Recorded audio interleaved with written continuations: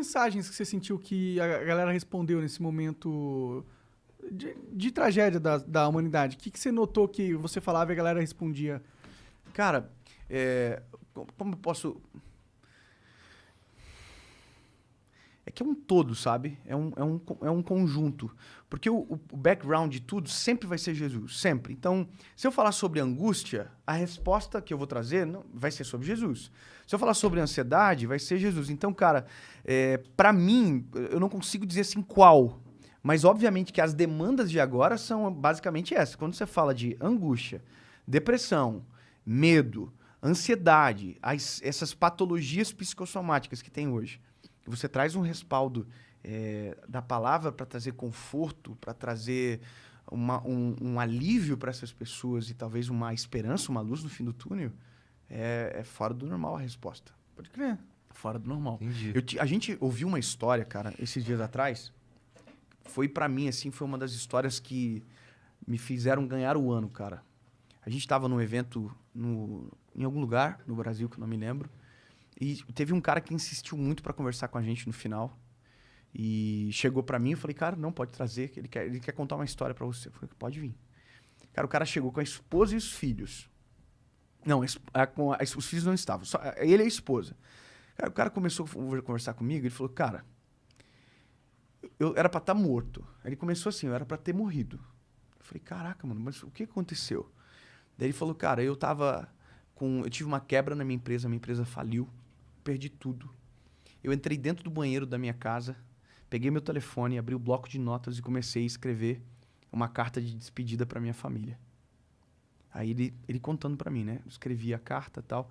Quando eu terminei de escrever a carta, que eu fui pra tomar todos os remédios que ele tinha pego pra suicidar, que eu esqueci dessa parte, ele levou todos os remédios pra dentro do banheiro e tal, escreveu a carta. Cara, quando ele mexeu assim no telefone, abriu o Instagram. Do nada. Abriu o Instagram, sabe? Quando você vai fechar sim. assim... E era a última coisa que tava aberta, talvez? Cara, quando ele abriu o Instagram, apareceu um vídeo. E era um vídeo que eu começo falando sobre suicídio, cara. E aquilo tocou o cara de uma maneira tão profunda que ele não suicidou, dobrou os joelhos da onde ele estava, dentro do banheiro. No outro dia, pediu perdão à esposa. E, cara, Deus restaurou a vida dele. Mudou. A vida do cara mudou. Por conta de uma palavra na hora certa, no lugar certo. Sabe? Então, cara, por isso que eu digo, eu tenho muito temor, assim, porque o que a gente faz, ele tem o poder de impactar a vida das pessoas de uma maneira muito profunda, cara, muito profunda. A gente tem críticas, a gente tem pessoas que não gostam da gente, que não concordam com tudo aquilo que a gente fala, mas, cara, nada disso nos paralisa, porque a gente consegue ver os frutos, sabe?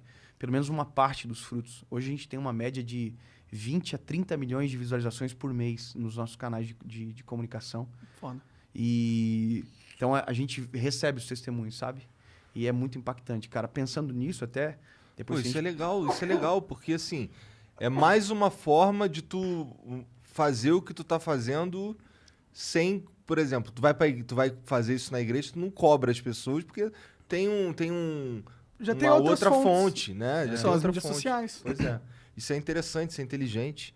Esse lance do que você tá falando da transformação da vida do cara me põe pra pensar um pouco, cara. Eu fico pensando. Porque assim, eu acredito em Deus e tal. Mas assim, na minha cabeça, Deus não é um velho de barba, sabe? Na minha também não. Então, eu ia até te perguntar depois como é que é Deus na tua cabeça. Mas assim, esse lance dessa transformação, ela tem a ver com tipo, a vida do cara mudou, tipo, as coisas começaram a se reestruturar. Isso tem a ver com uma mudança de energia na tua cabeça? Como é que esse cara consegue uma transformação tão profunda, pô, dobrando o joelho dentro de um banheiro? Cara, É o que? Deus diretamente mexe com ele? Ou ele se conecta, ele entra numa vibe diferente? Como é que é? pensa o seguinte, cara, nós somos uma casa. Esse é um exemplo. A gente é uma casa que, enquanto Jesus não entra, a gente está vazio, só que o vazio não permanece, alguma coisa sempre entra. Então, casa vazia, lembra aquele ditado? Cabeça Oficina vazia, do oficina do Satanás? Então, cara, quando você não tem nada, você é preenchido por tudo. Aí os traumas te dominam, entra muita coisa, né? Entra tudo, certo? Só que quando você deixa Jesus entrar, o cenário inverte de maneira completa. Há um texto em Apocalipse que diz: eu estou à porta e bato, aquele que ouvir a minha voz, abrir a porta, eu entrarei e farei morada. Isso aqui muda a vida da gente, cara.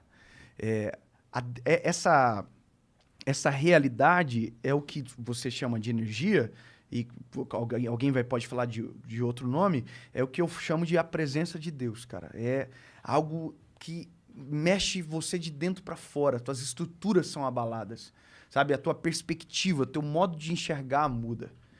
É o que é a metanoia genuína, é a transformação, sabe? Então, cara, quando você permite, que você se expõe e deixa Jesus entrar de verdade, cara, é impossível você não ser transformado. Tem pessoas que pensam que para alguém ser transformado, você tem que atacar a pessoa, você tem que falar, entendeu? Pesar a pessoa e tal. Cara, não. A Bíblia diz que quem convence o homem do pecado, da justiça e do juízo é o Espírito Santo, não é o pregador, não é o pastor, não é ninguém. Quem convence o homem do pecado, da justiça e do juízo é o Espírito Santo. Não é meu trabalho convencer ninguém. Meu trabalho é apresentar Cristo, apresentar Jesus. Se a pessoa ouvir a mensagem, entender que aquilo é para ele, permitir que Jesus entre, aí essa compreensão se altera. Óbvio que a gente tem que falar e apontar os princípios certos, o que é errado e não, mas essa não é a principal mensagem. Entendi. Entendeu? Porque Mas é como uma é que- produção diferente, é o extraordinário, é o que transcende. E como é que é, o que significa aceitar Jesus verdadeiramente? Porque, vamos lá, eu preciso ter, eu imagino, né? Porque você falou, tem 3 formas de aceitar, né? Então, a do C.S. Lewis é o que mais me chama a atenção, porque me parece algo racional, Sim. uma decisão tomada de forma racional. Sim. Só que- Eu prego para que as pessoas tomem a decisão dessa maneira. Para que ninguém precise sofrer. Você não precisa dar com os burros na água para você mudar a sua forma de ver o mundo. Para você, sabe? Essa é a melhor maneira possível. Por isso a pregação do evangelho. Mas essa também não Mas- é a mais difícil e mais improvável? Depende, cara, depende. Eu entendo o que você está falando, porque a fé, ela também, em algum momento, ela vai ignorar um pouco da razão. Né? Porque para você ter fé, você vai ter que crer naquilo que você não vê, naquilo que não é tangível, você não toca. Então, chega uma hora que você não vai conseguir ser totalmente racional no sentido de que a fé é o sobrenatural. Né? Então, você não vai conseguir dizer o tamanho, como é. Entendeu? É uma perspectiva. Então, o aceitar a Jesus de verdade, cara, é quando você... Romanos diz, aquele que confessa com a boca e crê com o coração para a justiça. Essa é a parte difícil. Então, mas aí é uma decisão. É uma decisão construída pela tua convicção, seja no primeiro momento, por exemplo, do C.S. Lewis, ou construído por uma experiência muito profunda com o Senhor, de um socorro, de um milagre, que foi o que aconteceu comigo. Quando você olha os evangelhos, você vê pessoas que foram constrangidas pelo amor de Jesus e somente pelo amor e pela pregação do evangelho, assim como você vê que pessoas que tiveram que ser curadas de alguma enfermidade primeiro. Entendeu? Então tinha gente que estava doente, passou pelo caminho de Jesus, Jesus curou e aí começaram a segui-lo. Mas entende que são experiências antagônicas, diferente da outra, mas que o fim, na verdade, é o mesmo. Entendi.